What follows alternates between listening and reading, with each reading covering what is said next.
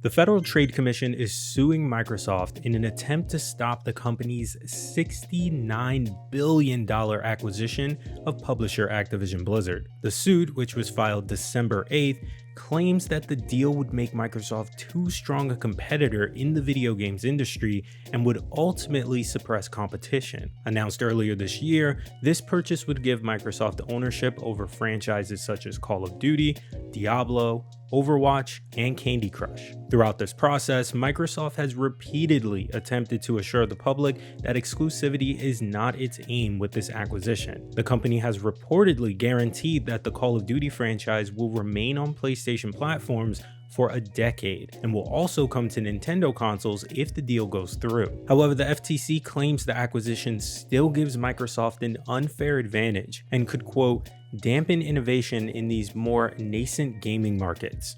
And according to the Washington Post, this lawsuit could put a stop to Microsoft's purchase of ActiBliz. Microsoft has reportedly not seen such a serious regulatory threat to its business in over 20 years when the Department of Justice brought an antitrust lawsuit against the company.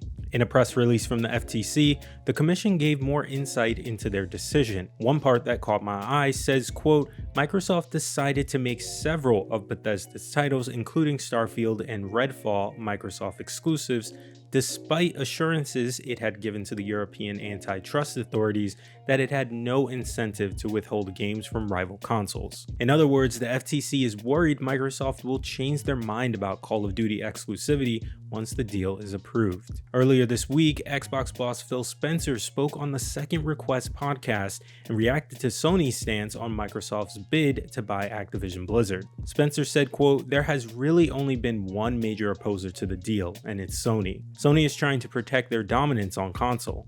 The way they grow is by making Xbox smaller. They have a very different view of the industry than we do. They don't ship their games day and date on PC. They don't put their games into subscription when they launch. Spencer went on to say that Sony grabbing onto Call of Duty in its argument as to why the deal should not be allowed to go through doesn't make sense to him. Spencer said Microsoft has said repeatedly that it will not take Call of Duty off PlayStation if its acquisition of Activision Blizzard goes through.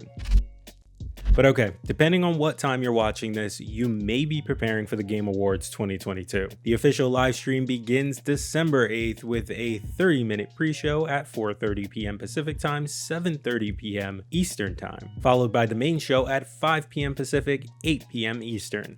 Award winners will be announced from over 30 categories across general gaming and esports, including Game of the Year, Best Game Direction, and a new award for Best Adaptation for a video game IP into another form of media. The event will also feature announcements involving 40 to 50 games, according to an Epic Games interview with Jeff Keighley, who has called this year's event the biggest show yet. We'll be streaming the whole thing right here at GameSpot, so tune in, but make sure to keep the show open in Steam as well on mute if you registered to win a Steam Deck. Good luck.